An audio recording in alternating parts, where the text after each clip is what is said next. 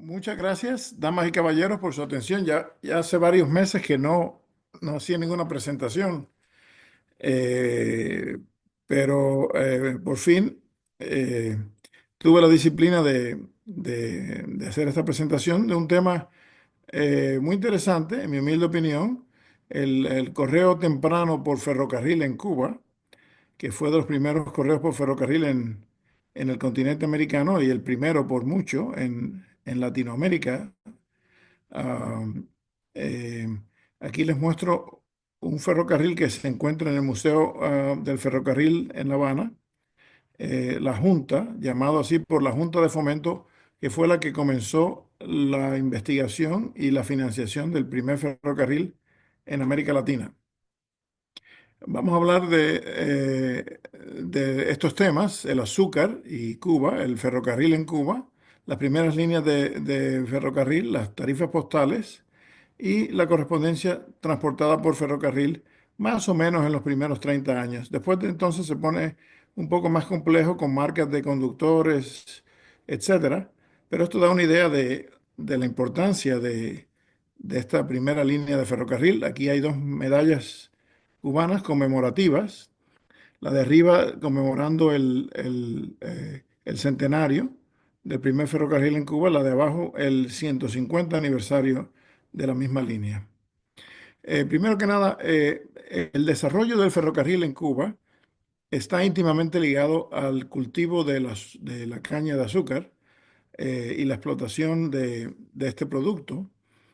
Cuba es un lugar ideal para el cultivo de caña. Dos terceras partes de la isla consiste de, eh, de llanuras costeras de baja elevación, no más de 300 metros, y hay un sinnúmero de puertos accesibles a casi todas las regiones que se cultivan en la isla. Dada la longitud de la isla, es más o menos del mismo tamaño que el estado de la Florida, un poco más estrecha, con una docena de puertos o más que se utilizaban para la exportación de la materia prima, especialmente el azúcar.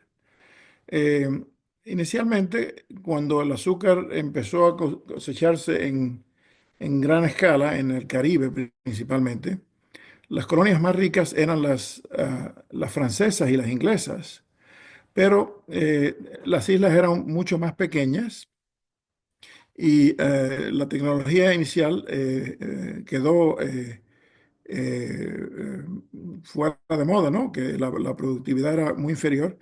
Pero con los avances tecnológicos hacia mediados del siglo XIX, aumentaron la productividad masivamente, la eficiencia de la extracción del azúcar, de la caña de azúcar, y las ganancias fueron estratosféricas, ¿no? En cierto momento, el 30% de la producción mundial del azúcar, inclusive tomando en cuenta la de remolacha, salía de Cuba con unas ganancias descomunales, ¿no? Cuba era sin duda la colonia más rica del mundo a mediados del siglo XIX, más rica que la mayoría de España, y muchos de los desarrollos tecnológicos que ocurrieron en Cuba posteriormente se expandieron a España. De hecho, eh, eh, Cuba tiene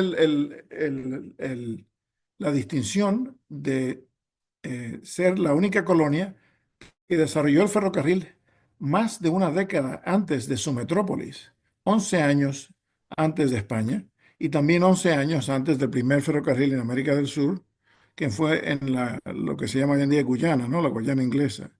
Este, los primeros estudios para la viabilidad del ferrocarril se llevaron a cabo en 1800, en la década de 1830. El tercer país del mundo en tener ferrocarril de América, perdón, fue Cuba, después de Estados Unidos y un año y pico después de Canadá. Y fue el séptimo país del mundo en tener el ferrocarril. Eh, la inversión principalmente fue de capital británico y americano, aunque la Junta de Fomento estaba dirigida desde Madrid. Eventualmente los puertos comerciales más activos en todas el Caribe, las Antillas o las Indias Occidentales estaban en Cuba, que es la isla más grande del Caribe por mucho, ¿no? La segunda isla, española, es la mitad del tamaño de Cuba.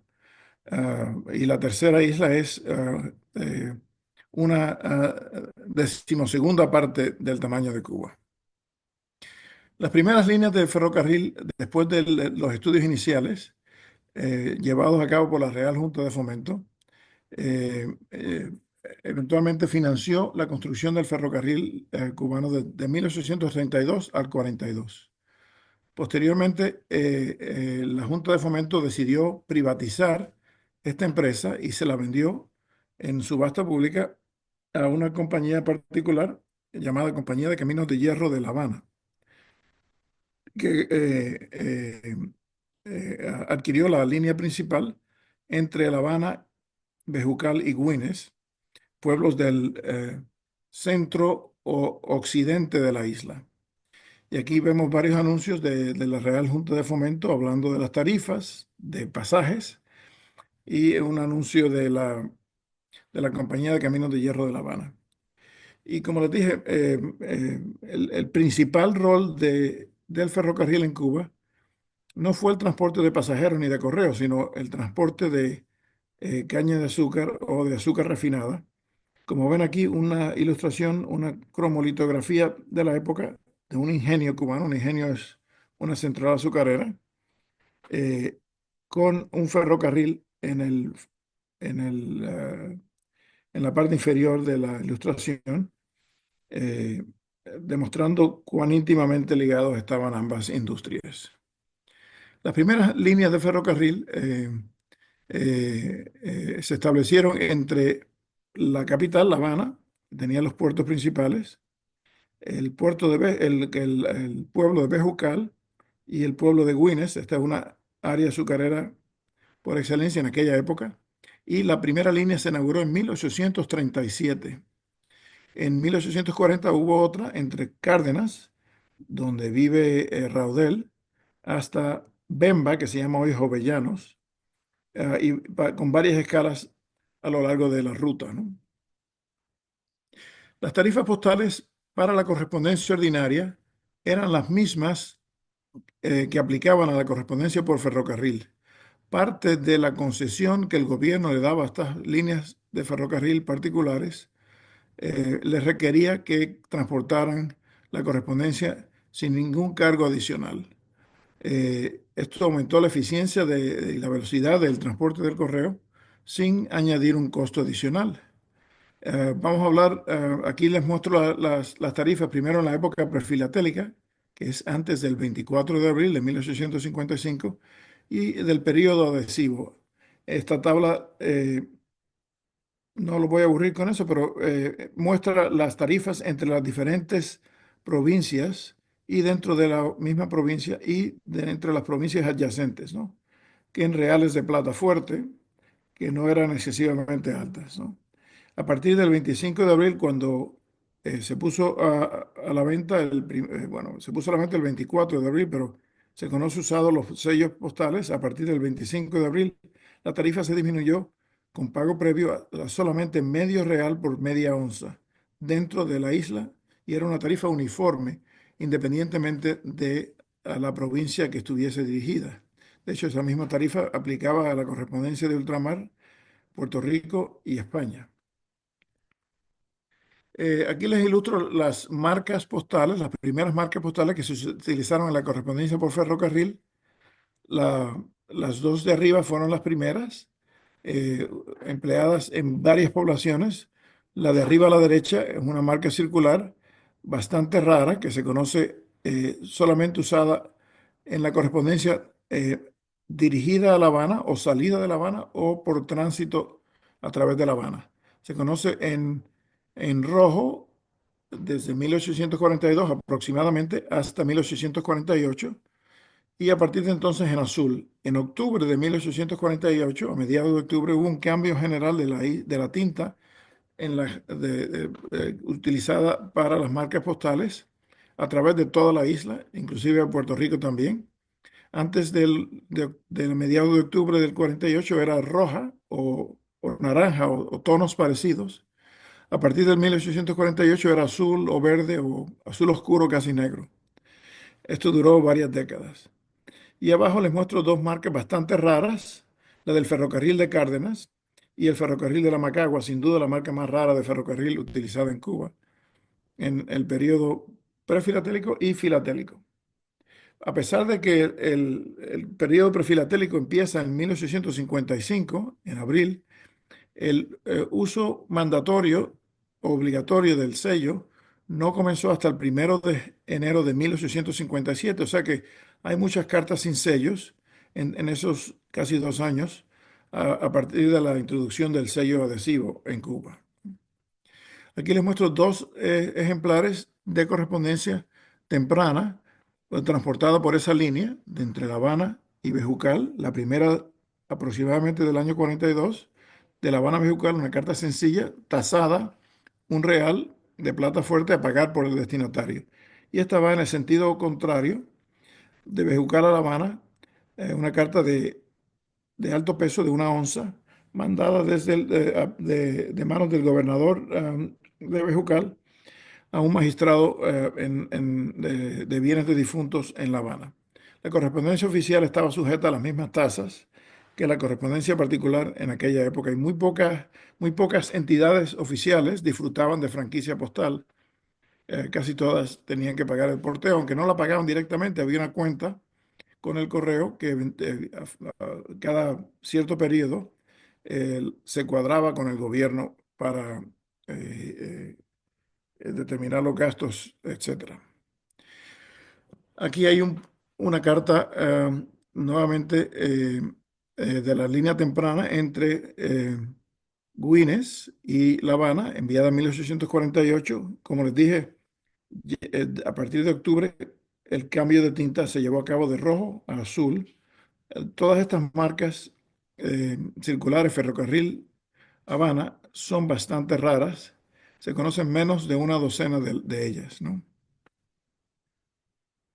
También se aplicaba de tránsito en las poblaciones intermedias a lo largo de la ruta. Aquí, en la década de 1840, hubo una expansión bastante grande de las líneas. La principal fue entre La Habana y Matanzas, los dos puertos en la costa norte de la isla de mayor importancia comercial.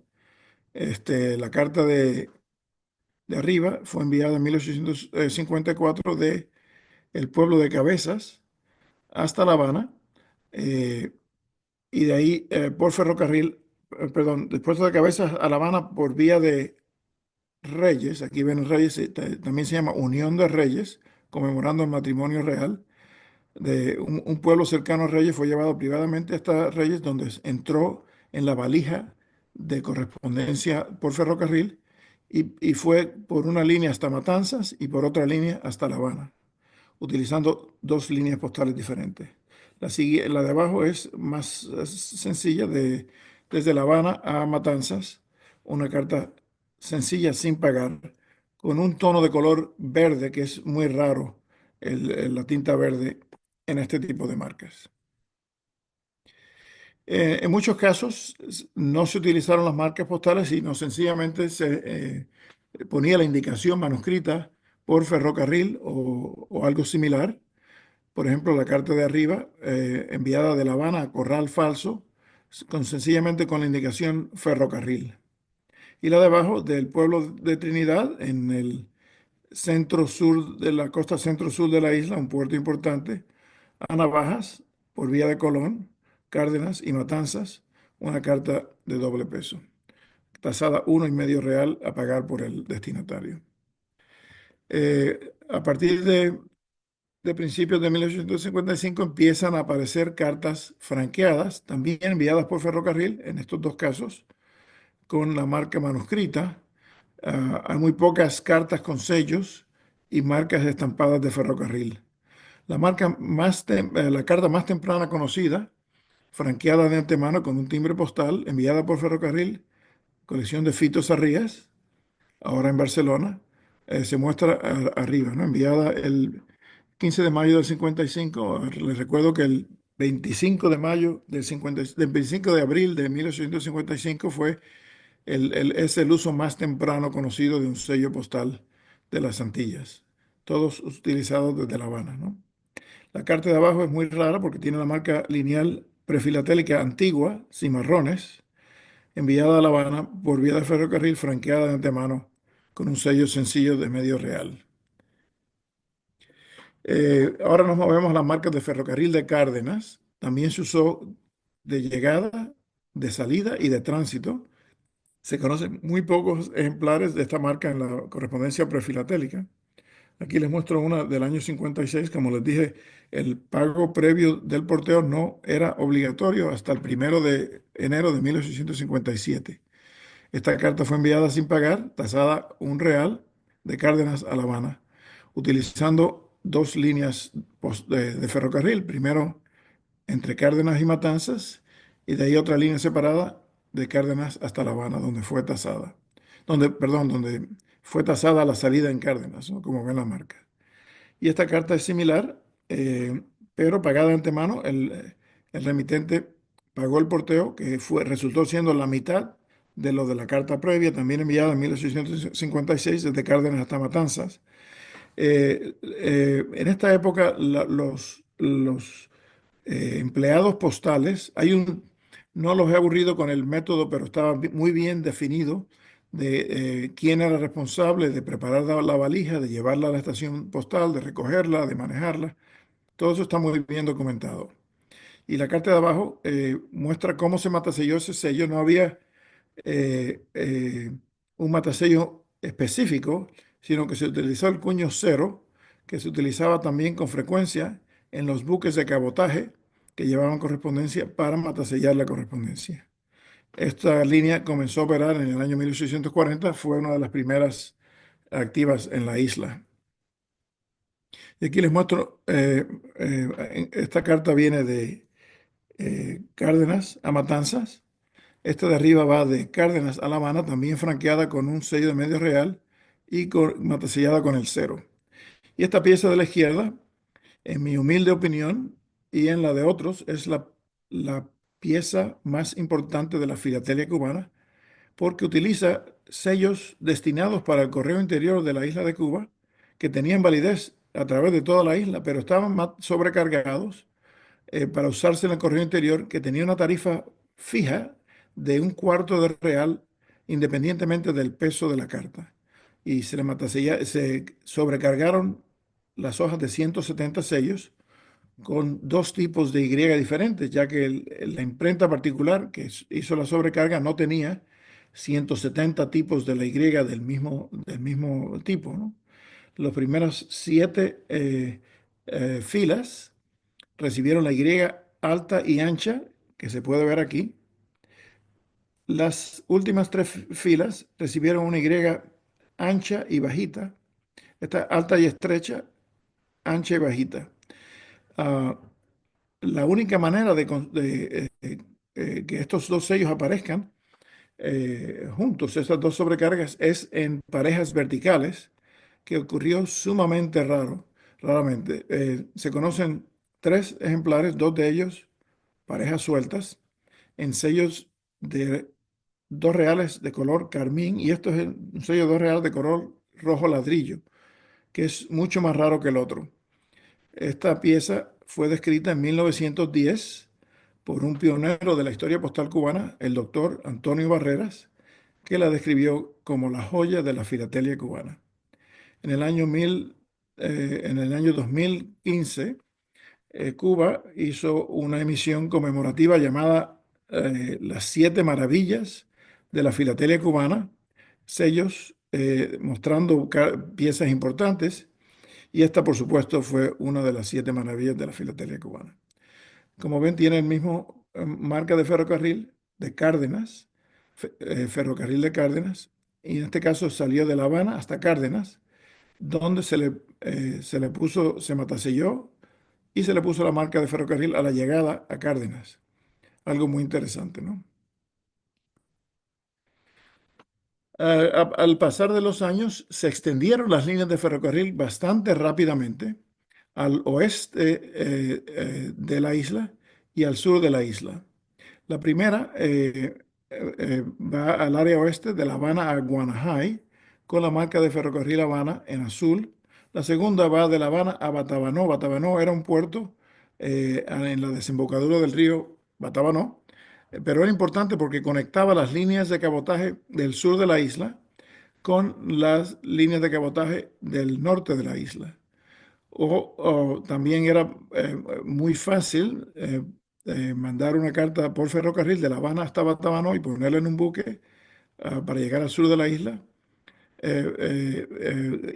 Resultaba mucho más largo mandarla por tierra directamente o mandarla por un buque desde La Habana. Tenía que dar la vuelta en gran parte de la larga isla de Cuba para llegar, por ejemplo, a Santiago de Cuba, etcétera. O sea que Batabanó tuvo un papel importante para las líneas marítimas de cabotaje en la isla. Este correo de ferrocarril no es demasiado complejo, ¿no? Es bastante sencillo. Lo interesante es lo temprano que ocurrió y algunas de las marcas interesantes que tienen.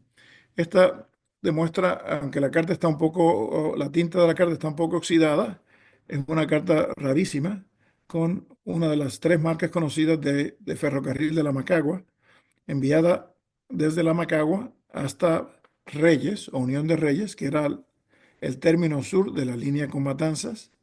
Entró ahí al correo por ferrocarril, se le puso el fechador de tipo Baeza en Reyes y fue enviada de Matanzas, desde Reyes a Matanzas, de Matanzas a La Habana. Una marca muy bonita. Aquí les ilustro la velocidad y la importancia y la eficiencia de este tipo de correspondencia, ¿no? Aquí hay dos cartas que fueron enviadas y recibidas el mismo día, a pesar de haber transitado por cientos de kilómetros de distancia. Por ejemplo, la de arriba fue enviada el 13 de octubre desde La Habana a Bemba, que aquí lo ven, transitó desde La Habana a Matanzas, desde Matanzas a Cárdenas, desde Cárdenas a Bemba, tres líneas diferentes de ferrocarriles y sin embargo llegó el mismo día en que fue puesta en el correo. Esto era inaudito, ¿no? Inconcebible en aquella época. La de abajo fue enviada de un pequeño pueblo, La Isabela, esta es una marca lineal prefilatélica muy rara, franqueada de antemano con un sello de medio real, hasta Reyes, Unión de Reyes, aquí lo ven, y de ahí fue hasta Matanzas por una línea y hasta La Habana por otra línea, y fue recibida el 3 de noviembre, el mismo día en que se envió. Algo fenomenal, ¿no? La eficiencia y la velocidad del transporte de la correspondencia. Eh, una de las líneas principales por el volumen era entre La Habana y Matanzas, pero como ven aquí, había varias escalas entre medio, ¿no? Aguacate, Jaruco. eh, en el año, eh, alrededor del año 60, un comerciante acaudalado, Eduardo Fesser, que tenía los almacenes de Regla. Regla hoy en día es parte de la ciudad de La Habana, en el oeste, perdón, en el este de la bahía de La Habana había almacenes importantes, creó un tren expreso directamente entre Matanzas y La Habana para acelerar el transporte de la carga, principalmente, de pasajeros también y del correo.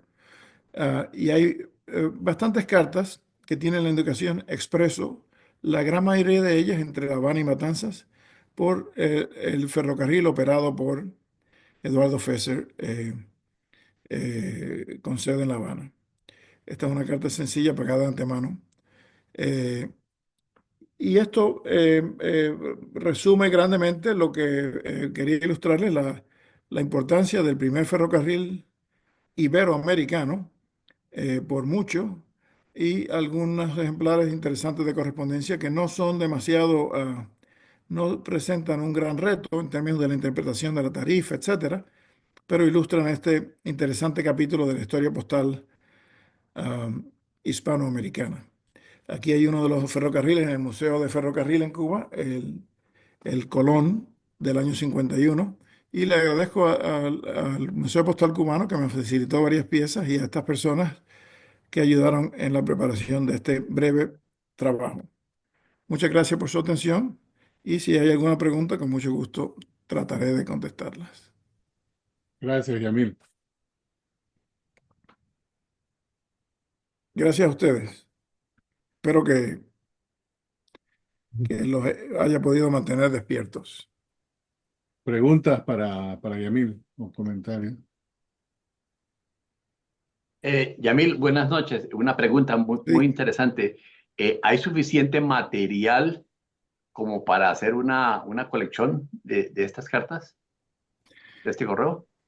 Eh, en este periodo, ni siquiera para un marco, pero en la década del 70, 80, 90, hay un centenar de marcas interesantes de otras líneas de ferrocarril, ya que los conductores manejaban y sorteaban la correspondencia a bordo de la locomotora, ¿no? O del vagón.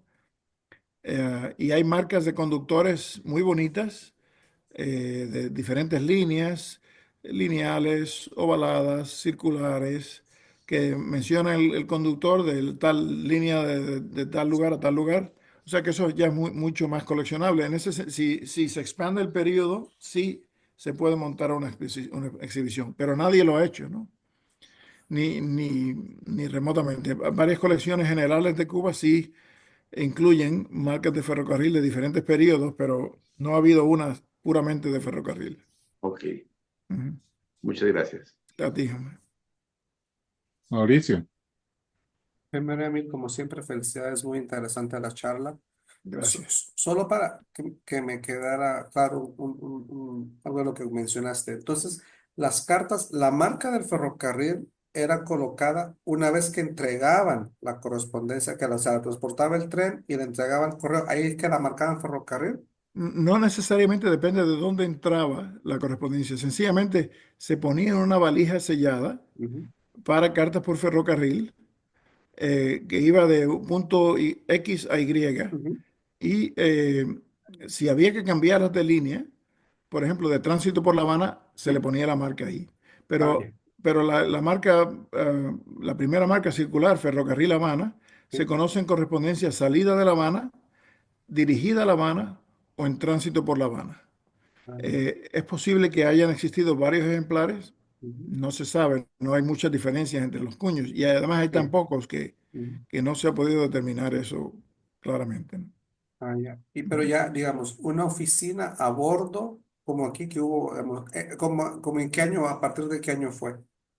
Bueno, Porque, 2 años, más o menos, se estima que 2 años después de iniciarse el ferrocarril, se empezó a llevar correspondencia por ferrocarril, posiblemente en el año 39 o 40, ¿no? ya. 1839 o 40. La primera marca aparece en el 42, Ah, ya. pero se piensa que desde antes ya se estaba llevando la correspondencia a bordo de los trenes y hay instrucciones muy específicas por ejemplo, la correspondencia inicialmente se llevaba al guardaalmacén Ujú, de la línea de ferrocarril, ujú, designado por el correo para recibirla, ponerla en la valija, llevarla directamente al conductor a ujú, tiempo para salir. No se menciona nada de marcarlas. ujú. O sea que eso no queda claro, pero se sabe que se puso en varios lugares no necesariamente en el tren, sino posiblemente en alguna administración postal de tránsito, ¿no? Sí, Ujú. ok. Gracias. Ujú. Gracias a ti. Heinz, Muchas gracias, Emil. Muy interesante, como gracias a siempre, ti. tus charlas. Entiendo bien entonces de que no había un carro especial con un funcionario de correos haciendo la clasificación de cartas en el trayecto. ¿Es No, así? inicialmente no la había. Primero que nada, que no es tan complejo la cosa, ¿no? Eh, Generalmente se enviaba en parte del trayecto, pero no había un empleado postal, era el conductor del tren a cargo de manejar la valija, pero no se sorteaba dentro del carro, Ujú. del carro o la locomotora, sí, posteriormente se designó un espacio dentro de los trenes para manejar este tipo de correspondencia, pero no en las primeras décadas.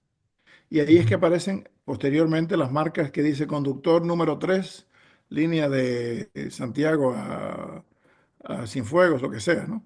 Pero no inicialmente en el periodo de las cartas que he mostrado, ¿no?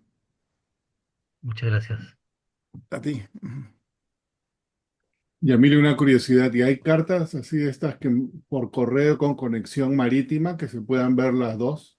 No, no se conoce nada de eso. Ojalá. Pero quizás alguna, pero no estará marcada ni sospechoso ni nada, porque me imagino que siendo correspondencia comercial no solamente el interno. No sé. Es posible. Eh, el expreso entre Matanzas y La Habana cambió de nombres varias veces y en los años, a finales de los años 60 y principios de los 70, se llamaba Expreso con S de los Vapores, Ah, pero que no era una marca de cabotaje o marítima, sino era una marca eh, de tren. Y no solo marca, sino había etiquetas, se conocen como cuatro tipos diferentes de etiquetas que mm, dicen Expreso de los Vapores, algunas anunciando, ¿no? Calle tal y tal, etcétera. Son muy raras. Yo tengo una, se conocen, qué sé yo, cuatro o cinco, la mayoría en el Museo Postal Cubano, pero no he podido, las vi en el año 1900,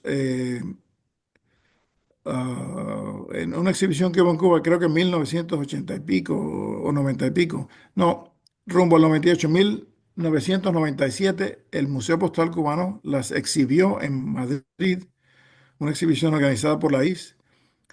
Tomé notas de ellas, pero nadie en el Museo Postal Cubano ni en la Federación Filatélica Cubana me ha podido dar imágenes de esas cartas, ¿no? mm, Pero dicen etiquetas muy bonitas, ¿no? Amarillas, naranjas, que dicen Expreso de los Vapores con, con información adicional pero un expreso comercial, ¿no? sí. Y a pesar del nombre Vapores, era puramente una marca de ferrocarril, una etiqueta de ferrocarril. Pero sí es posible que haya habido combinación, pero no se ha identificado hasta ahora, ¿no? Gracias. Ujú. ¿Alguien más por ahí? Luis Sí, Fernando, yo tengo creo. una pregunta. Sí, sí. Yamil, los trenes mismos, ¿cómo eran? Mencionaste una carta que salió de Trinidad, llegó a Matanzas y de Matanzas tomó otro tren hacia La Habana. ¿Eran Ujú. distintos los trenes? ¿Las líneas eran de distinto ancho? No, todas eran del mismo, ¿cómo se dice en castellano? Gauge. Ujú, Trocha. Trocha, el ancho, Pero ¿no? eran compañías particulares. Posteriormente se consolidaron varias de esas líneas por la Compañía de Caminos de Hierro de La Habana, pero eran líneas particulares, hubo muchas concesiones. Si a alguien le interesa adentrarse más en esto, yo publiqué una monografía que se presentó, yo no pude estar físicamente, pero en octubre, el mes pasado, en una reunión que se llama International Postal History Fellowship, que se las puedo facilitar electrónicamente. Ahí listo eh, la línea, cada concesión de ferrocarril y la compañía o la persona que recibió esa concesión. O sea que eran líneas particulares. O sea que ese correo tenía que haber sido enviado y recogido de estación a estación por empleados del correo no viajando a bordo de los trenes inicialmente, sino a la llegada y a la salida, quienes transportaban la valija a la otra línea correspondiente, ¿no? Les mostré una carta que llegó el mismo día en que se puso ujú. en el correo, transportada por tres líneas particulares diferentes. Y hubo los trenes, podemos hablar de eso un rato, pero los trenes principalmente eran inicialmente ingleses, pero posteriormente principalmente americanos por la proximidad, etcétera. ¿Cuál era la función principal de los trenes? ¿Pasajeros, carga? Carga por mucho era carga, ¿no? El azúcar, ¿no? Era lo más rentable. Pasajeros era algo secundario y el correo también, pero lo principal era trenes de carga de azúcar. Ya viene una pregunta, perdón. ¿Qué combustible tenían? ¿Carbón? Carbón, en esa época todo era carbón. Era carbón. Carbón o leña, pero principalmente carbón, sí. Eran, no, a vapor, ¿no? Motores. Sí, claro, claro, carbón y Ujú, motores a vapor. ujú. Sí. Paul, Sí, ¿cómo te va, Yamil? ¿cómo estás? Súper bien la conferencia, súper interesante, felicitaciones. Mira, yo quería hacerte una pregunta sobre la parte inicial de la conferencia, en donde nos dices de que Cuba fue uno de los pioneros con el transporte de ferrocarril, no solamente en América, sino a nivel mundial. ¿Sabes un poquito más sobre quién fue el capital inversor, quién fueron los constructores de este tema? Porque tengo alguna correspondencia de Ecuador dirigida a Cuba justamente en los años en donde empezó aquí el ferrocarril y me parece que es dirigida a gente que construyó el ferrocarril allá. Me parece que Ecuador se basó mucho para construir su ferrocarril en el tema de lo que la experiencia cubana. ¿Qué nos puedes contar sobre la construcción inicial de los tramos de ferrocarril, saliendo un poquito de la Sí. filatelia? Bueno, los primeros, eso está muy bien documentado. Hay varios libros sobre el ferrocarril en Cuba. Yo tengo varios de ellos. Hay artículos, monografías, etcétera. Inicialmente, los estudios preliminares se llevaron a cabo en 1832 por la Junta de Fomento basada en Madrid. La Junta de Fomento tenía su función, como lo indica el nombre, ¿no? Estimular el desarrollo económico de la isla, ¿no? Y a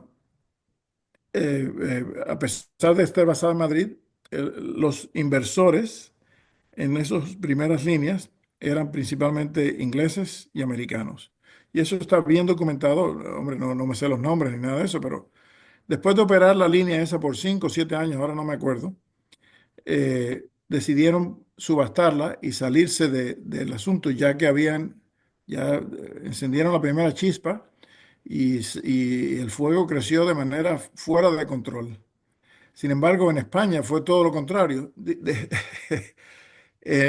Se dice que en Cuba había ferrocarriles sin regulaciones. Las regulaciones eran tratando de alcanzar el desarrollo de ferrocarriles. Y España era un país con regulaciones sin ferrocarriles. España había una legislación compleja de todo tipo, pero fueron lentos en adoptar los trenes.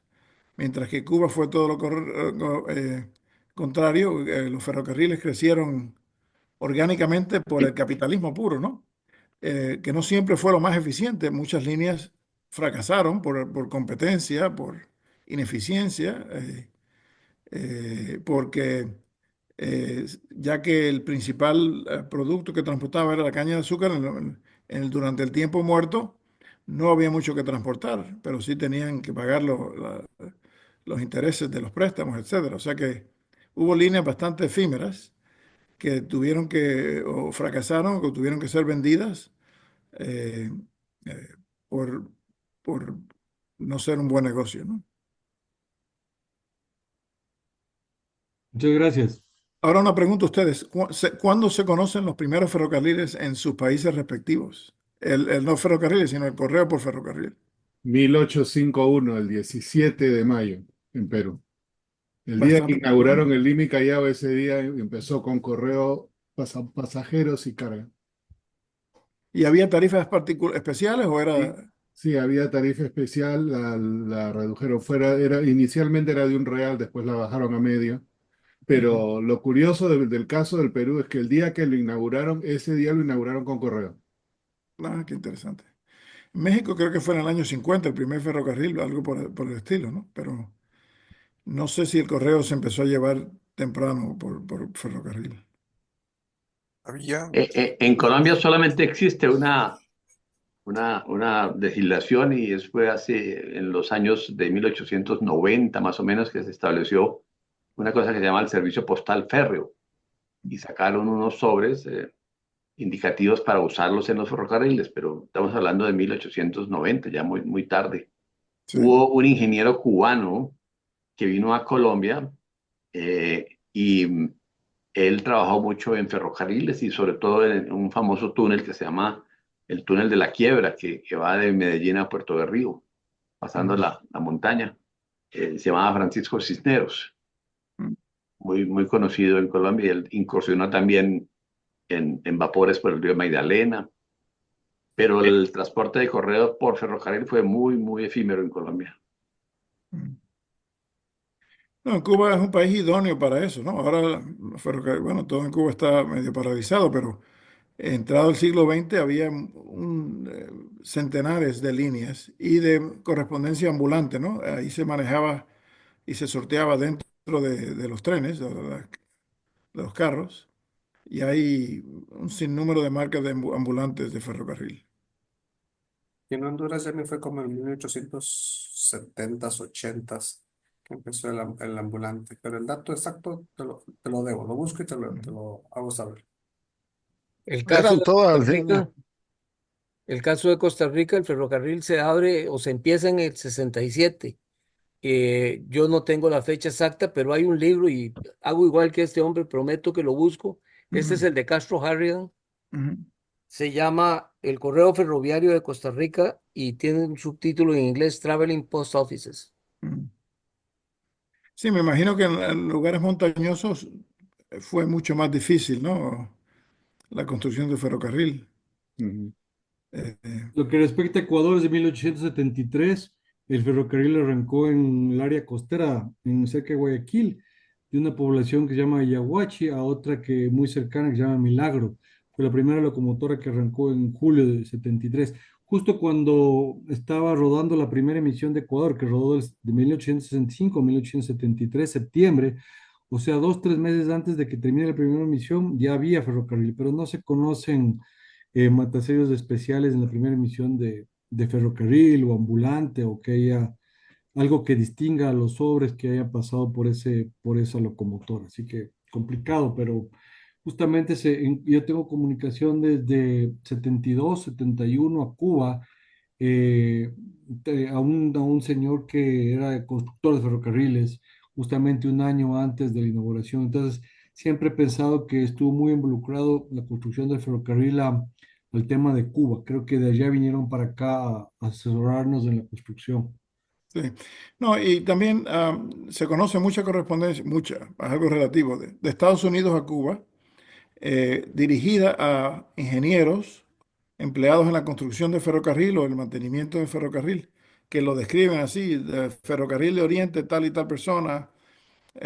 A partir de los años 40 y 50 se conoce ese tipo de correspondencia, ¿no? Ujú.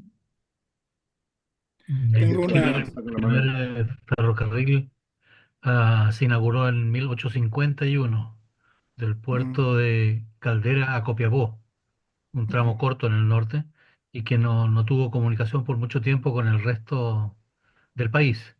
El siguiente recorrido fue el de Valparaíso a Santiago, y eso ya en los años 63 y pasó por momentos de tensión, de quiebra de los empresarios, lo absorbió el gobierno más tarde. Y si recuerdo bien, la primera vez que se menciona a estafeteros ambulantes, o sea, en el correo, en tren, es de 1868 o algo así, pero no se conoce ninguna marca de esa época las primeras marcas ah, más habituales son de 1894. De ahí para adelante, ahí ya se estableció, se repartió a las distintas líneas en matasellos con la indicación de los dos extremos del recorrido. Y mm. antes de eso solo existen marcas provisionales, probablemente no está comprobado tampoco si iban arriba del tren o si eran de salida, como en el caso que tú nos contaste ahora, que son el primer tren, segundo tren y tercer tren que iban del puerto de Coquimbo hasta La Serena. Por ahí hice una charla de eso Ujú. en algún momento corta. Ah, ah, Luis Fernando.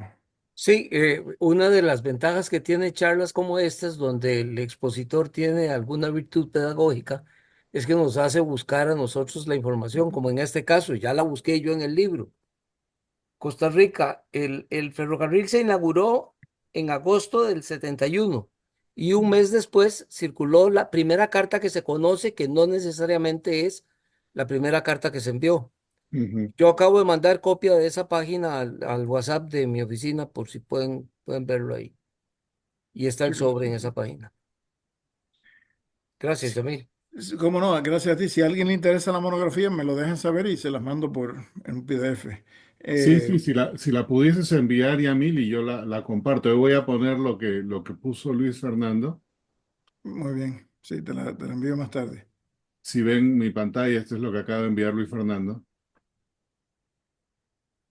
la primera carta. Y justo yo estaba viendo en la pregunta que decías, Yamil, y esta es la de acá atrás, la primera carta que se conoce que viajó por el tren Lima-Callao. Por eso pregunté de la conexión, porque en realidad para este tipo de carta comercial todo salía de fuera. Este es 8 días después que se inauguró. Y Mm, curiosamente esta marca, la más temprana conocida, que no tiene que ver nada con el tren, es una semana antes de la inauguración del tren. mm. Sí, posteriormente, no en el periodo del cual he hablado, pero posteriormente sí se conocen bastantes cartas originadas en Cuba, por ejemplo, con un matasello ambulante de ferrocarril en los años 70, 80 y posteriormente, dirigida a Estados Unidos o Inglaterra, por ejemplo. Yo, Claro. viviendo en Boston, compré tres o cuatro, ¿no? No es común, pero tiene un matasello muy, muy interesante, no el matasello de la población ordinario, sino el del conductor del tren ambulante. Eh, yo tenía un amigo, el doctor Miguel Ibáñez, coleccionista famoso de Cuba del siglo pasado, patólogo en Houston, en MD Anderson. Lo visité una vez hace ya, antes de que naciera Mauricio, yo creo, ¿no? Hace muchos años.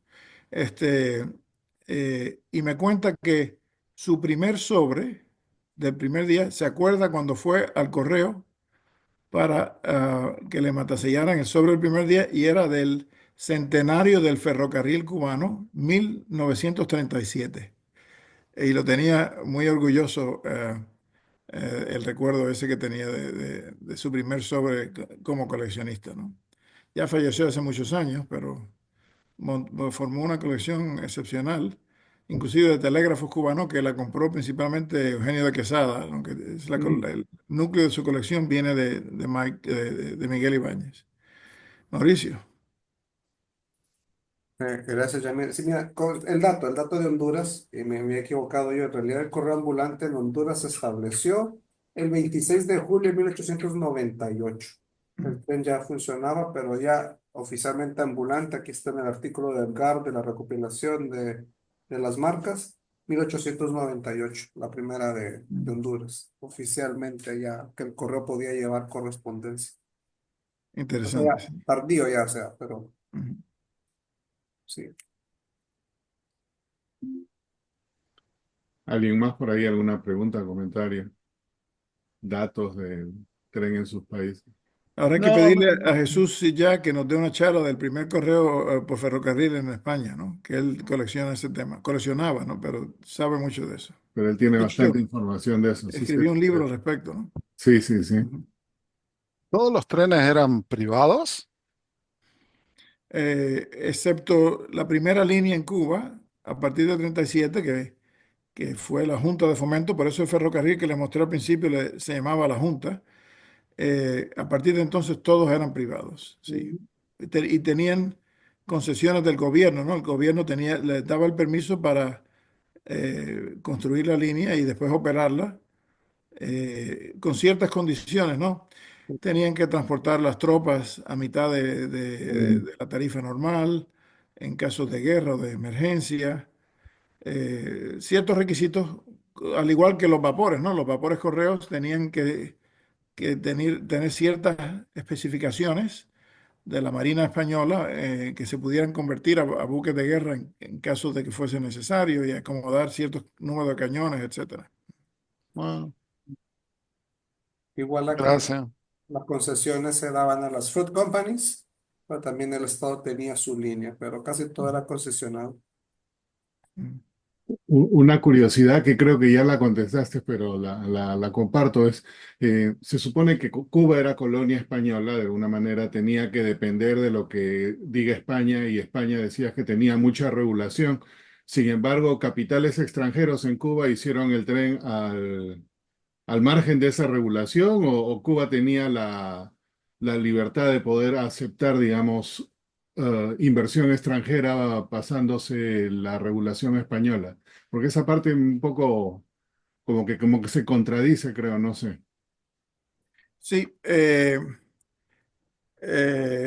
es algo complejo, pero sí, era una colonia española, pero había, al igual que en España, ¿no? Libertad de inversión extranjera, ¿no? Se estimulaba la inversión extranjera.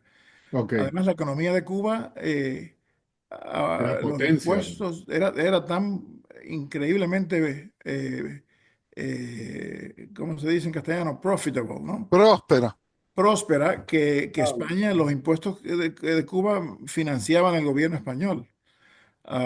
Y en casos de asuntos políticos, a veces lo que pasaba en Cuba influenciaba a la metrópolis, ¿no? Es algo complejo, pero en términos de inversiones no había Había prácticamente restricción. límites, ¿no? Ujú, Perfecto, gracias. ujú. Ah, no veo a nadie más por ahí. Había muchos inversores americanos que, que pusieron businesses y tenían plantaciones que en Cuba, que eran dueños. O sea, Ujú. y muchos de ellos eran senadores de acá, Henry. Entonces Gente de tenían gobierno bien intereses influencial, por especiales. eso querían ya poner a Cuba ya que fuera parte de Estados Unidos por muchos años. Sí, España prácticamente perdió a Cuba a partir de la segunda mitad del siglo XIX, cuando el comercio cubano pivoteó, ¿no? Se giró del comercio con España al comercio con Estados Unidos. España entonces dejó de tener tanta influencia porque, qué sé yo, el 90% de las exportaciones cubanas eventualmente iban a los Estados Unidos, una cosa descomunal, ¿no? Mm. Entonces O la sea que guerra de... económicamente no había el- la conexión con la metrópolis, la dependencia que existían en otros lugares, en otras colonias. Claro, la proximidad, entonces la guerra de finales del siglo XIX, fue una formalidad, en realidad. Sí, es complejo. Hubo en el siglo XIX, a partir de Jefferson, 5 presidentes norteamericanos intentaron comprarle a, a Cuba a España. Eventualmente no tuvieron que pagar nada, sino se la llevaron por la guerra, ¿no? Así fue la política siempre tiene esa parte. Claro. Ah, interesante. Gracias, Yamil, siempre Gracias a ustedes. informativas tus charlas. Gracias a ustedes, señor. Gracias. Y el día de mañana.